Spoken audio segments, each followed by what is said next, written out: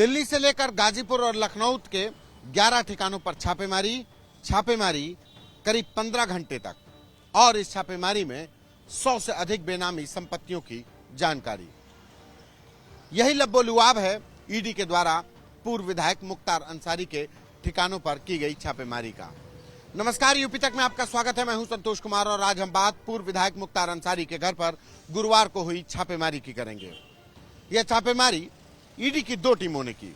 एक टीम लखनऊ में पहुंची थी तो वहीं दूसरी टीमें दिल्ली और गाजीपुर में पहुंची थी। सबसे पहले बात राजधानी लखनऊ की करेंगे, क्योंकि लखनऊ की छापेमारी सबसे ज्यादा वक्त तक चली। यह छापेमारी सुबह 6 बजे शुरू हुई और आधी रात लगभग 12 बजे तक ये चलती रही। लखनऊ में जो छापेमारी हुई वो सिर्फ एक जगह पर बताई गई जो सबसे ज्यादा चली, वो थी मुख्तार अंसारी के करीबी रिश्तेदार के फ्लैट पर। हजरतगंज के ग्रैंडियर अपार्टमेंट पर रहने वाले मुख्तार अंसारी के इस करीबी रिश्तेदार के फ्लैट पर ईडी ने करीब 15 से 17 घंटे तक जांच की, दस्तावेज खंगाले। इतना ही नहीं, ईडी ने सोमवार को इस करीबी रिश्तेदार को बयान दर्ज कराने के लिए तलब भी किया है।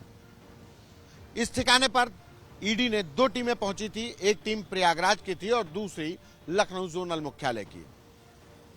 वहीं दूसरी तरफ दिल्ली में जो मुख्तार अंसारी के सांसद भाई हैं अफजाल अंसारी, उनके सरकारी आवास पर भी ईडी की टीम पहुंची थी और एक अन्य टीम गाजीपुर में पहुंची थी। गाजीपुर में मुख्तार अंसारी का पैतृक आवास है, जहां पर उनके सांसद भाई अफजाल अंसारी मौजूद थे उस ईडी की रेड के दौरान।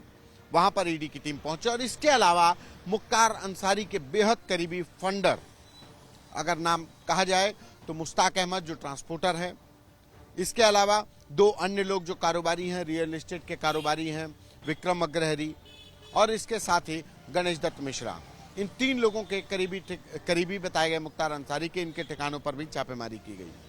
अफजाल अंसारी के घर से तो देर शाम 7 बजे के लगभग ही ईडी की टीम निकल गई थी, लेकिन गणेश दत्त मिश्रा, मुश्ताक अहमद और विक्रम अग्रहरी के ठिकानों पर देर रात तक ईडी की टीम छापेमारी करती रही।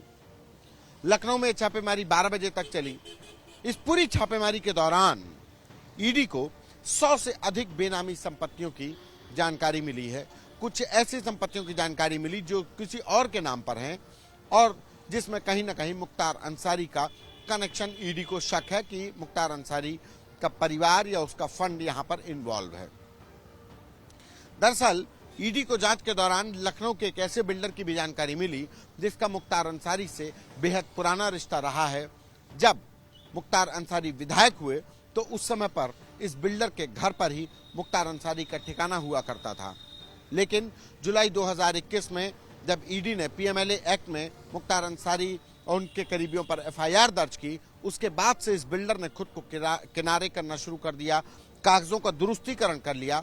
और जानकारी के अनुसार कि इस बिल्डर ने हाल ही में यूएई में एक बड़ा निवेश किया है, यानी वो लखनऊ से अपने बिजनेस को शिफ्ट कर यूएई करने के चक्कर में लगा हुआ है। तमाम ऐसी जानकारियां मिली हैं।